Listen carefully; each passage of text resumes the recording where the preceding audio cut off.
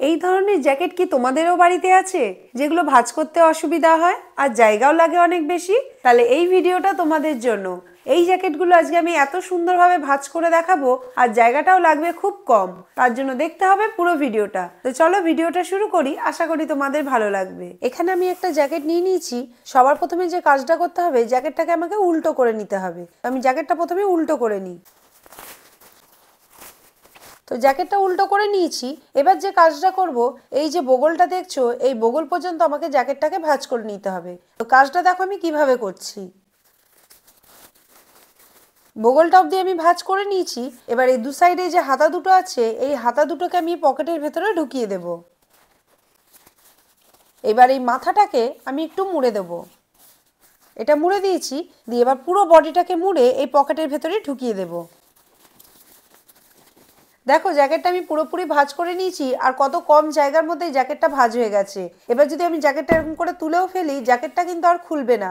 এতে আমাদের আলমারিতে জায়গাও কম লাগবে আর এর যে ফ্লপিনেসটা রয়েছে সেটাও ভালো থাকবে। তো দারুণ না এই আইডিয়াটা?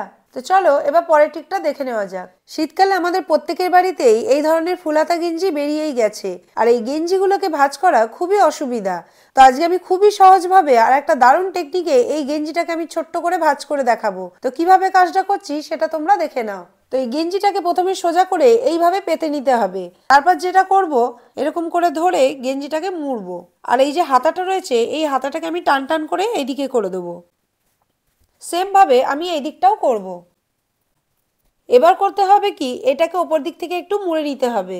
এবার নিচের দিকটাকে আমি ভাঁজ করে নেব। এবার করব কি, একদিকের হাতাটাকে নিয়ে এই পুরো ভাঁজটার ভেতরে এটাকে ঢুকিয়ে দেব। এবার অপর প্রান্তের হাতাটাকে নিয়েও আমি এদিকের ভাঁজের ভেতরে ঢুকিয়ে দেব। দেখো পুরো গেঞ্জিটাকেই আমি ছোট করে ভাঁজ করে নিয়েছি। এটা আমাদের ট্রাভেলের ক্ষেত্রেও রাখতে সুবিধা হবে আর আলমারিতেও রাখতে সুবিধা হবে। এইভাবে রাখলে আমাদের গেঞ্জিটা খুলেও যাবে না। তো চলো এবার পরের টিকটা দেখে নেওয়া যাক। এবার আমি তোমাদেরকে এই জিন্সটা ভাঁজ করে দেখাবো আর এটাও খুব ছোট করে আমি ভাঁজ করব।